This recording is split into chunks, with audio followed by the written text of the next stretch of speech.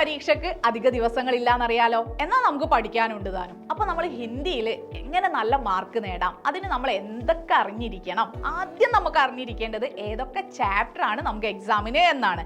അപ്പൊ നിങ്ങൾ ഇതുവരെ 7th വരെ നിങ്ങൾക്ക് ഒരു പക്ഷേ എക്സ്ട്രാ റീഡിംഗ് എന്നൊരു ചാപ്റ്റർ ഉണ്ടായിരിക്കില്ല. എന്നാൽ നമ്മുടെ ഫസ്റ്റ് യൂണിറ്റിൽ നമുക്ക് അങ്ങനെ ഒരു ചാപ്റ്റർ ഉണ്ട്, ഒരു കവിത മേ ഇദർ ഹൂം എന്ന് പറഞ്ഞിട്ട്.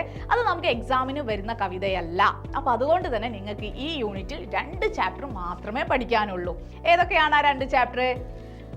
അക്ബർ ഷഹൻഷാ അക്ബർ കോ കോൺ സിക്കായേഗ, അത് കൂടാതെ ഗ്യാൻമാർഗ് എന്ന ചാപ്റ്ററും. അപ്പൊ ഇത് രണ്ടും പഠിക്കാനേ നിങ്ങൾക്ക് ഫസ്റ്റ് യൂണിറ്റിലുള്ളൂ. ഇനി നമ്മൾ സെക്കൻഡ് യൂണിറ്റിലേക്ക് കടന്നാൽ നമുക്ക് 2 ചാപ്റ്റർ ആണ് പഠിക്കാനുള്ളത്. ഒന്ന് സുഖദുഃഖ് എന്ന കവിത, അതുകൂടാതെ പിതാക്കാ പ്രായച്ചിത്. അപ്പൊ ഇത് രണ്ടും പഠിച്ചു കഴിഞ്ഞാൽ നമുക്ക് എന്തായി? ഈ 2 യൂണിറ്റിലെ 4 ചാപ്റ്റർ ആണ് നമുക്ക് എക്സാമിനുള്ളത് എന്ന കാര്യം നിങ്ങൾ മനസ്സിലാക്കിയല്ലോ. ഇനി നമുക്ക് ഫസ്റ്റ് യൂണിറ്റിൽ എത്ര മാർക്കിന്റെ ക്വസ്റ്റ്യൻസ് വരാം? ഫസ്റ്റ് യൂണിറ്റിൽ നിന്ന് മാത്രം എന്ന് വെച്ചാൽ നമ്മുടെ ഫസ്റ്റ് ചാപ്റ്ററിൽ നിന്ന് ഒരു 10 മാർക്കും സെക്കൻഡ് ചാപ്റ്ററിൽ നിന്ന് ഒരു 5 മാർക്കിനുള്ള ചോദ്യവും നിങ്ങൾക്ക് പ്രതീക്ഷിക്കാം. അപ്പോൾ 15 മാർക്ക് ഈ ഒരു യൂണിറ്റ് പഠിച്ചാൽ തന്നെ നിങ്ങൾക്ക് നേടാമെന്ന് മനസ്സിലായില്ലേ?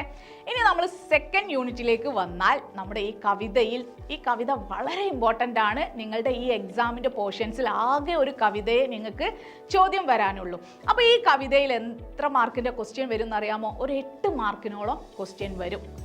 അപ്പോൾ നിർബന്ധമായിട്ടും ഇവിടെ കവിതയുടെ ടിപ്പണി നിങ്ങൾ പഠിക്കുക.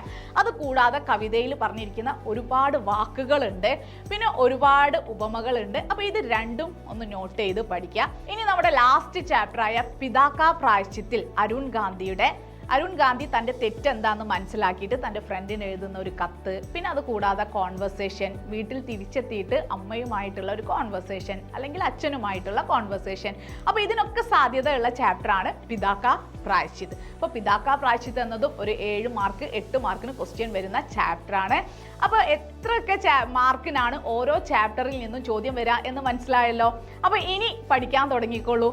ഓരോ ചാപ്റ്ററും ഏതൊക്കെ ഭാഗങ്ങളാണ് ഞാൻ പറഞ്ഞു തന്നത് അതിനനുസരിച്ച് അതൊന്ന് ഫോക്കസ് ചെയ്തിട്ട് നന്നായിട്ട് പ്രിപ്പയർ ചെയ്യുക, നല്ല മാർക്ക് സ്കോർ ചെയ്യുക.